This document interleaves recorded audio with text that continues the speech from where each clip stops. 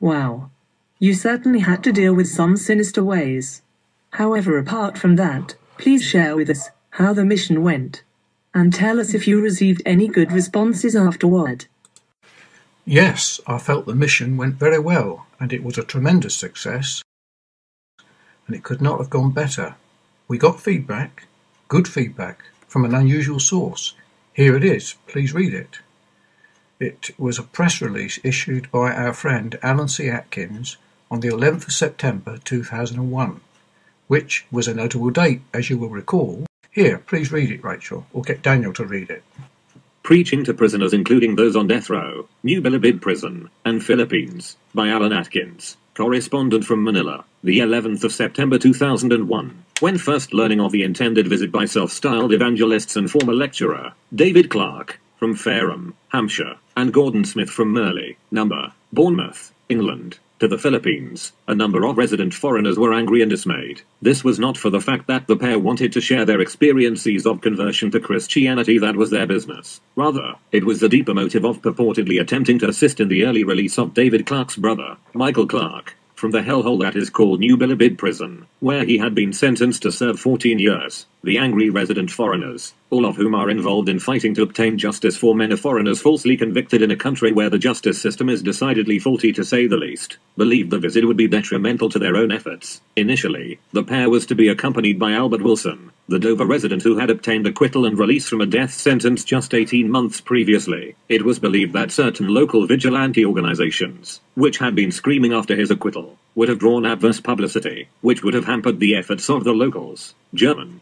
Harry Just, and Britain, Alan Atkins, had dispatched angry missives to David Clark stating that they both could not see just what good the mission would achieve. Both believed that it would set the cases of incarcerated foreigners back, as living here for many years, they fully understood the Philippine psyche. Vocal criticism by foreigners would lead to the Filipino authorities digging in their heels, just to show whose country it really was. David Clark, in particular, had a genuine reason to visit. There is little doubt that his brother, Michael Clark, convicted of running tours for pedophiles, was cleverly encouraged to make a silly, facetious remark while being secretly filmed by a British television company needing sensationalism. The self-styled pedophile-busting priest, Father Shea Cullen, gleefully seized upon the case. Cullen, who has a huge property overlooking Subic Bay, obtains millions from donations to support his children's home, which, incidentally, only contains between 26 and 36 children at any one time. Michael Clark is only one of the high-profile convictions he has obtained against alleged foreign pedophiles. Each conviction is accompanied by fanfare overseas, mainly in Germany and Italy, and results in a massive inflow of cash. Many of these convictions are being questioned. The nemesis of Cullen is German national, Harry Just, whose Filipino wife owns a small restaurant on a local beach. Just initially battled Cullen over the conviction of what Cullen claimed to be the first foreign pedophile to be jailed, Australian Victor Fitzgerald. Over the years, Just has worked to get the appeal granted. Just last week, Fitzgerald, after 8 long years, was released on bail with a retrial ordered. Fitzgerald's accuser, who was then only 13 years old, but is now 21, issued an affidavit 3 years ago. It is a horror story. She tells how she, and 2 other girls whose cases against Fitzgerald were dismissed for lack of merit, were kept prisoner in Cullen's children's home and continually coached in the evidence they would present and how to act hysterical while in front of the judge, etc. How she and one of the other girls escaped and went to the Olongapo mayor's office, but Cullen had warrants of arrest issued and they were forced back to the home. She gave men a more detailed events of coercion and admitted that her evidence was all lies, given under the threat of never being released from the home. In an unusual move, the local bishop and 21 priests appealed to the Court of Appeals stating that they believed that Father Cullen's methods were questionable. For his troubles, Harry Just has been the victim of vicious attacks both in the press and on internet from Cullen, who has labeled him the leader of a pedophile protection ring. Other cases have emerged, and local observers are now saying, when is a pedophile not a pedophile? When he is convicted by Shea Cullen. It is interesting to note that a Scottish MP has nominated Father Shea Cullen for the Nobel Prize. The Fitzgerald retrial may well decide him to withdraw this nomination. Quickly, David Clark, learning some of this, had every right to visit the Philippines and assist his brother. Michael Clark, now claimed to have also been reborn, was being baptized in an oil drum in the prison yard. David Clark, before arriving, did make one concession to local fears. Discussions dissuaded Albert Wilson from visiting with him, so one problem was out of the way. David Clark and Gordon Smith duly arrived and met with their Philippine hosts and coordinators to begin a massive program of preaching, not just in Bilibid prison, including to prisoners on death row, but also in various areas within reach of Manila, including the cities that used to host the huge US bases, Angeles City and Olongapo City. In these places, they not only preached in various nonconformist churches, but inside the jails. To the amazement of their local critics, they achieved an amazing success, especially in the prisons. Literally hundreds of prisoners expressed that they wanted to learn more about the gospel and themselves be saved.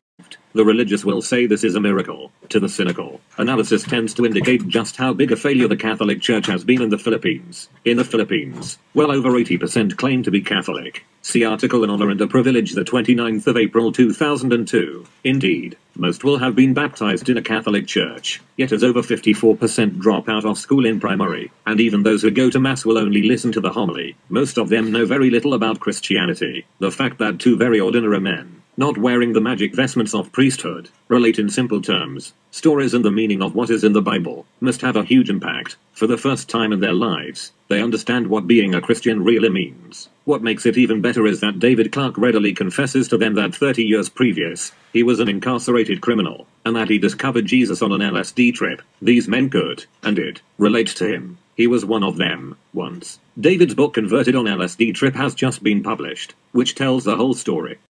The critics have been silenced and instead applaud. Both David Clark and Gordon Smith carried out their mission with dignity and respect for the Philippine people, and in fact, had proved to be a credit to the British people. Positive results have been achieved. They have suggested a scheme where prisoners can enter the ministry and preach in other prisons. This is under consideration. If their scheme is adopted and prevents recidivism, then their mission will indeed have been worthwhile. Alan Atkins, the 11th of September 2001. Well, David, what a commendation. However, let us go on, as I wish you to tell me about the revolt that took place in New Bilibid prison in 2003, and the subsequent opposition that you experienced afterwards. Yes, okay.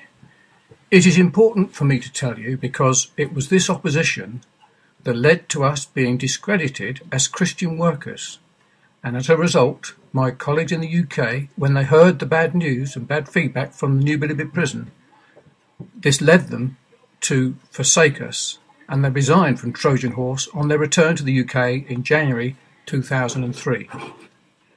It is important to tell you this. I'm of the opinion that it was this opposition, coupled with my sad separation from my wife in the UK, which had lasted for 5 years, that affected me, and also the opposition affected Michael.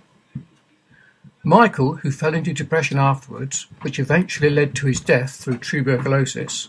I then wrote all about this revolt, which was my daily diary of the Trojan Horse mission to the Philippines, published in 3 volumes, 1, 2 and 3, called Before the Cock Crows.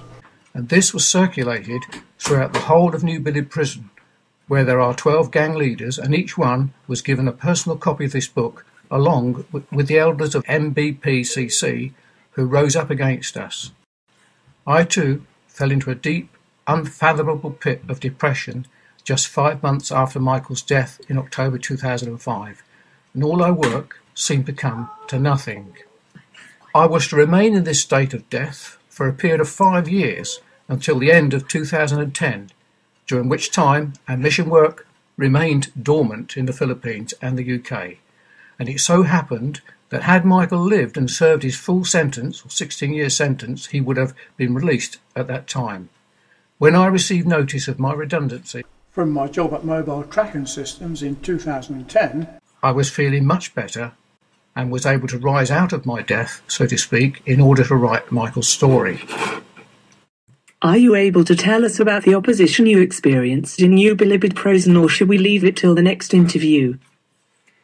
Well, yes, of course, I can tell you. However, I have written about it and published it in Before the Cock Crows, the 3rd edition of my book Converted on LSD Trip, and Such Were Some of You, including Borstal Boys, which is a must-read for those interested in the theological and practical religious errors of those religious groups in New Bilibid prison who opposed us. It was due to these religious errors that led to the opposition that we experienced. So David, now let us get to the matter of your crimes and what you did. Because to hear about it sounds awful, and no doubt your friends may well be embarrassed. Okay. When I decided to write Michael's story, I realised I needed his past criminal record, and I believed that this story needed to be told. I needed a full account of his past record, and all I could do was to get it from the police. There was no other way, and is no other way. I've even written to my MP Mark Holden to look into this matter. The story is very important and could be a great help to many people. I have much to say about all our work, and I have a lot of unfinished business to do, not only in the Philippines, but also the UK. So the truth about our mission needs to be told, and all my friends need to read the account. Please, my friends and family that read this, please read our story.